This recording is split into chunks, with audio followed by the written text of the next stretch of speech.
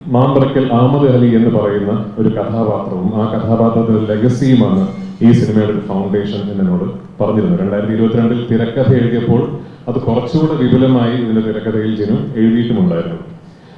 അങ്ങനെയാണ് വൈശാഖ് പറഞ്ഞ പോലെ ഇത് ലാലേട്ടൻ ചെയ്താൽ ആ കഥാപാത്രത്തിന് ഭയങ്കരമായ ഒരു ഫൗണ്ടേഷൻ അല്ലെങ്കിൽ ഒരു ബോഡി ഉണ്ടാകും എന്ന് നമ്മൾ കരുതുന്നതും ലാലേട്ടനെ ഞങ്ങൾ അതിനുവേണ്ടി സമീപിക്കുന്നതും. അദ്ദേഹം അതിന് യെസ് പറഞ്ഞു എന്നുള്ളത് തന്നെ ഞങ്ങൾക്ക് ആക്ച്വലി ഈ സിനിമയിൽ വന്നൊരു വലിയ കോൺഫിഡൻസ് ആയിരുന്നു. ആൻഡ് സോ താങ്ക് യു ചേട്ടാ, thank you so much for being who you are and being part of this film. ഈ സിനിമ കണ്ടവർക്ക്, ഇതിനോടകം കണ്ടവർക്ക് അറിയാം, ഇത് ഈ സിനിമയിലെ കഥയും കഥാപാത്രങ്ങളും നിലനിൽക്കുന്ന ഒരു പശ്ചാത്തലം. ആ പശ്ചാത്തലത്തിന്റെ ജനസിസ് എന്ന് പറയുന്നത് മാമ്പറക്കൽ അഹമ്മദ് അലി എന്ന് പറയുന്ന ലാലേട്ടൻ അവതരിപ്പിക്കുന്ന കഥാപാത്രത്തിൻ്റെതാണ്. ഒരു തരത്തിൽ പറഞ്ഞാൽ മാമ്പറക്കൽ അഹമ്മദ് അലിയുടെ ഒരു വലിയ ലോകത്തിന്റെ, ഒരു വലിയ കഥയുടെ അടർത്തി മാറ്റപ്പെട്ട ഒരു ഏടാണ് ഖലീഫ പാർട്ട് 1 എന്ന് പറയുന്ന സിനിമ. അപ്പൊ അത്തരം ഒരു സിനിമ ലാലേട്ടനെ കേന്ദ്ര കഥാപാത്രമാക്കി വൈശാഖും ജിനുവും പ്ലാൻ ചെയ്യുന്നു എന്ന് പറയുന്നതിൽ ആസ് എ ഫാൻ ഞാൻ വളരെ ഹാപ്പിയാണ്. ഞാൻ ഭയങ്കര എക്സൈറ്റഡ് ആണ്. ലാലേട്ടൻ 2 ദിവസങ്ങൾക്ക് മുമ്പാണെന്ന് തോന്നുന്നു ഞാൻ ഉൾപ്പെടെയുള്ള ആരാധകരെ ആവേശത്തിലാക്കിക്കൊണ്ട് അദ്ദേഹത്തിന്റെ അടുത്ത ഒരു ലൈനപ്പ് റിവീൽ ചെയ്യുകയുണ്ടായി. അതിൽ പ്രഗത്ഭരായ ഫിലിം മേക്കേഴ്സും വളരെ എക്സൈറ്റിംഗ് ആയ പ്രോജക്ട്സുമാണ് എല്ലാം. ആ സിനിമകളുടെ ഒന്നും ജോണറുകൾ എന്താണെന്ന് എനിക്കറിയില്ല.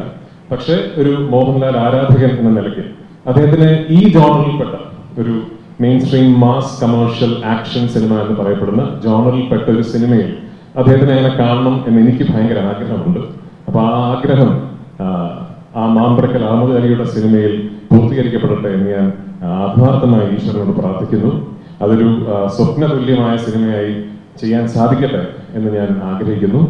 വൺസ് അഗെയിൻ ഇന്നിവിടെ എത്തിച്ചേർന്ന എല്ലാവർക്കും ഞാൻ നന്ദി പറയുന്നു. ആൻഡ് എനിക്ക് എടുത്തു പറയേണ്ട ഒരു കാര്യം ഈ സിനിമയുടെ ടീമിനെ കുറിച്ചാണ്. Starting with Jinu. ഞാൻ ജിനുവിനെ കുറിച്ച് തിരക്കഥാകൃത്തായിട്ടാണോ നിർമ്മാതാവായിട്ടാണോ സംസാരിക്കുന്ന ഒരു കൺഫ്യൂഷൻ ഇരിക്കുന്നത്. കാരണം ഐ ബിലീവ് ജിനു ഒരു തിരക്കഥാകൃത്തായിട്ടും ഒരു നിർമ്മാതാവായിട്ടും ഈക്വലി ഫ്ലറിഷ് ചെയ്ത ഒരു പ്രോജക്റ്റാണ് ഖലീഫ. ഒന്ന്, സ്വാഭാവികമായിട്ടും അദ്ദേഹത്തിന്റെ തിരക്കഥയാണ്. 2, ഈ സിനിമ ജിനു പുൾ ഓഫ് ചെയ്ത, നേരത്തെ വൈശാഖ് പറഞ്ഞ പോലെ ഒരു കോൺഫിഡൻസ് ആണ്. അത് ശരിക്കും എന്നെ അത്ഭുതപ്പെടുത്തിയ ഒന്നാണ്. കാരണം ഇത് ഒന്നാമത് ഒരു വലിയ സിനിമയാണ്, രണ്ടാമത് വലിയ ചലഞ്ചസ് ഇടയിൽ ഫേസ് ചെയ്യേണ്ടി വന്ന ഒരു സിനിമയാണ്.